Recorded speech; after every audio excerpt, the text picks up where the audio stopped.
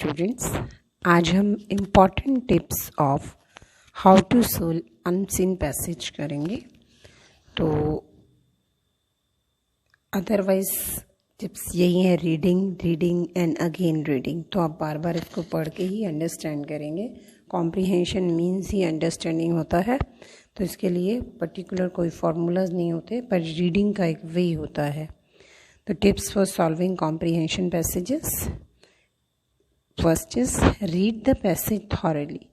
आप पूरा अटेंशन से, ध्यान से पैसेज को पढ़ेंगे।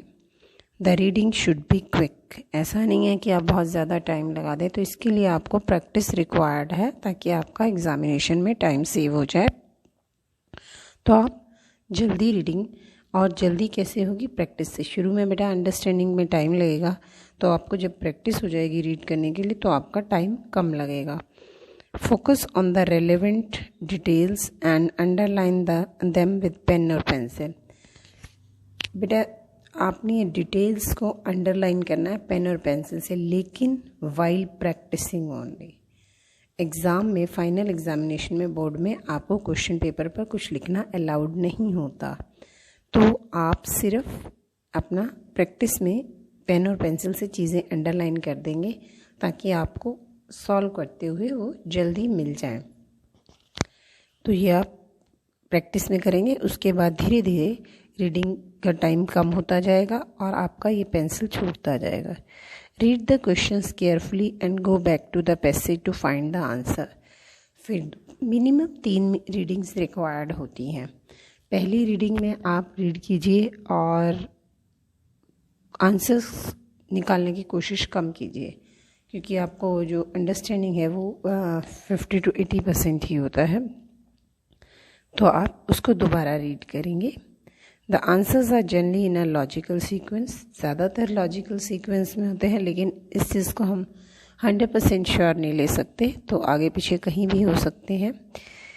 Try to write the answer in your own words. आप कभी भी आंसर्स लिखेंगे तो क्वेश्चन से लेकर, और अगर अपनी लैंग्वेज में उसको बना सकते हैं तो लिखिए, लेकिन उसका जो थीम होना चाहिए, क्वेश्चन में जो पूछा गया है, जिस्ट होना चाहिए, वो वही होना चाहिए जो पैराग्राफ में दिया हुआ है। उसमें आपके पर्सनल व्यूज़ नहीं आएंगे unless and until it is asked to you by the examiner. जब तक आपको एग्जामिनर कहता नहीं है तब तक आप अपने पर्सनल व्यूज़ नहीं देंगे, लेकिन आप लैंग्वेज को अपने अकॉर्डिंगली चेंज कर सकते हैं।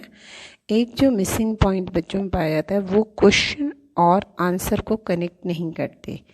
तो क्वेश्चन का पार्ट लेकर और उसको आंसर के साथ कनेक्ट करेंगे। वो बिगिनिंग में और एंडिंग में कहीं भी आप कर सकते हो।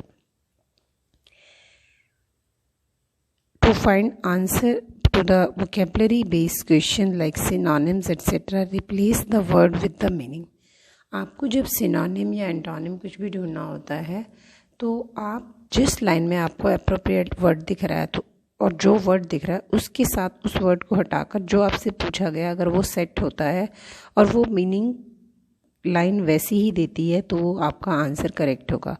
If you find that it is the same in meaning, the answer is correct, तो वो करेक्ट होगा। To find the correct option in the multiple choice question, go through all the options.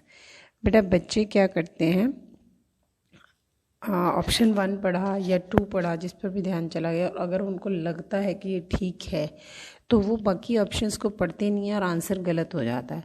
तो आपको जितनी भी ऑप्शंस दी गई हैं वो सारी पढ़ेंगे, ताकि कई बार माइनर चेंजेस होते हैं, स्पेलिंग में मिस्टेक होती है, या आपका रीडिंग में कुछ अंडरस्टैंडिंग से रह गया, क्वेश्चन से आपको लगता है ये रिलेवेंट है, तो आप अगेन रीडिंग पर जाते हैं और उसको सर्च करते हैं। तो ऑप्शंस आपने पेशेंटली सारी पढ़नी है, उसके बाद डिसाइड करना है कि कौन सी ऑप्शन करेक्ट है। Read the passage and answer the questions that follow.